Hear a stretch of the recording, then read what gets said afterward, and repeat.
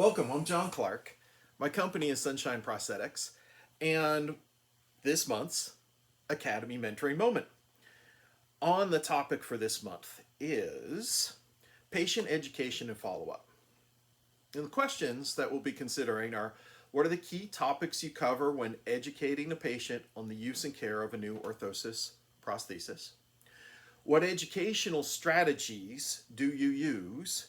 How do you adapt for different patient populations? How do you follow up with your patients?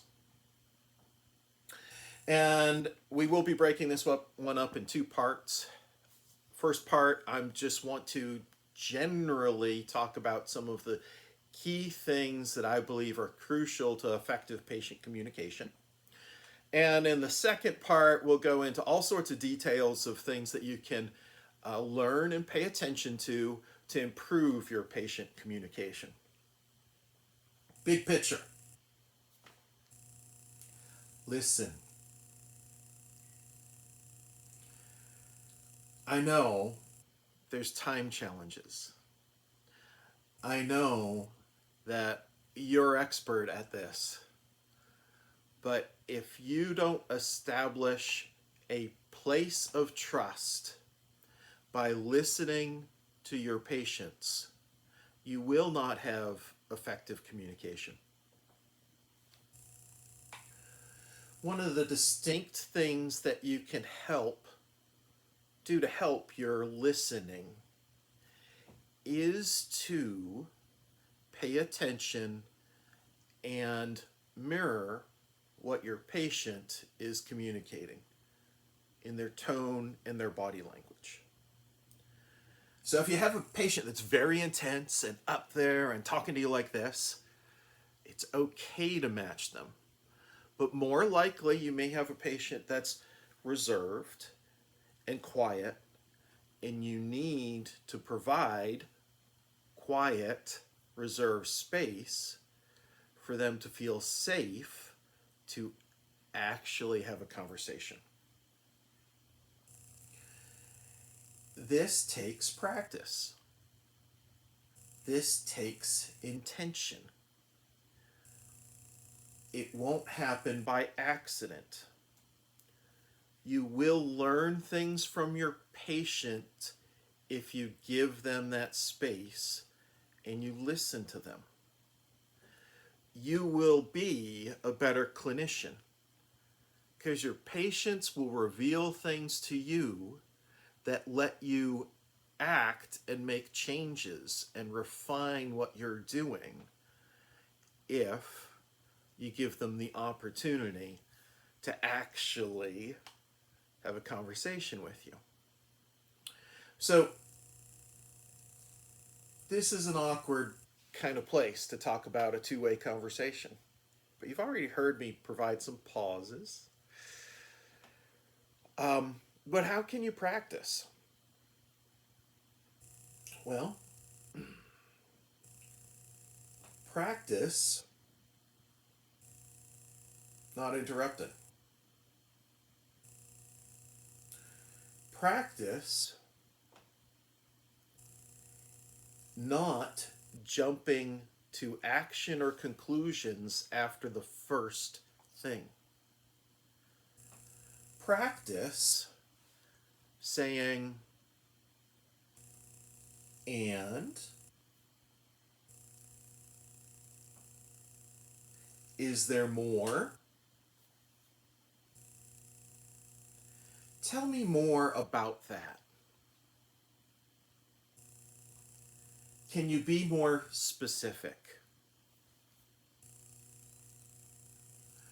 Let your patient know that they do matter, that they are a part of this conversation and treatment, that their opinion counts, that you need their assistance to make this the best experience possible.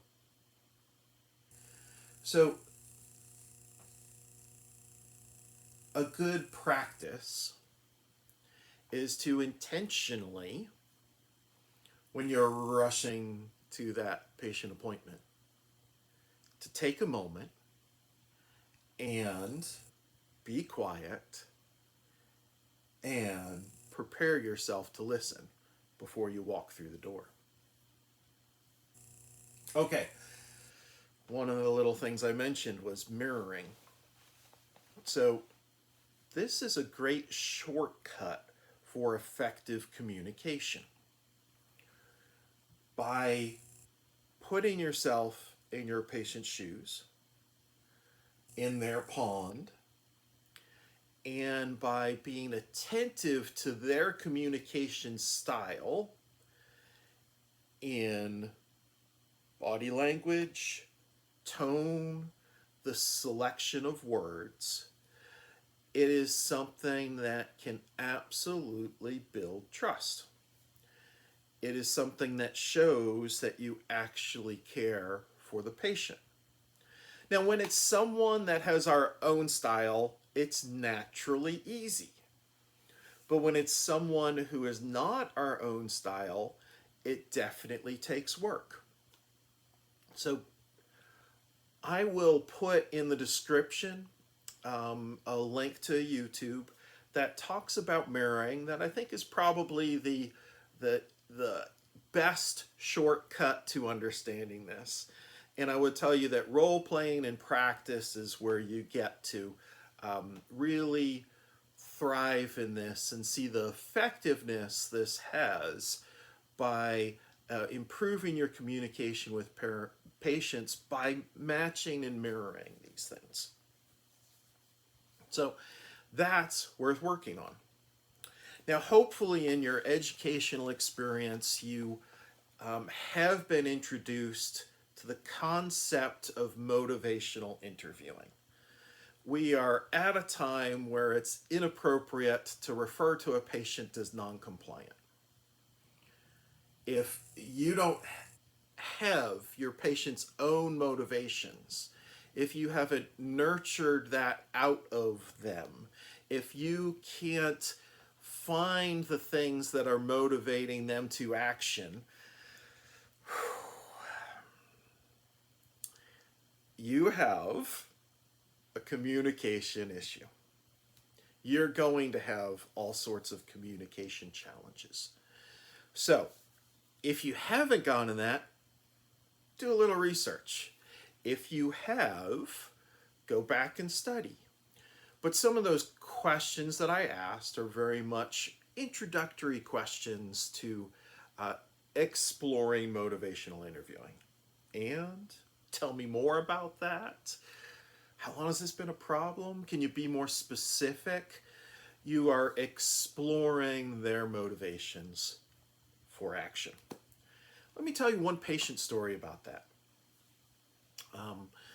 This goes back a few years, but it was a transhumeral patient. She'd been amputee for 20 or 30 years with no prosthetic care. Had early intervention and completely rejected it. And she comes to me to talk about prosthetic care.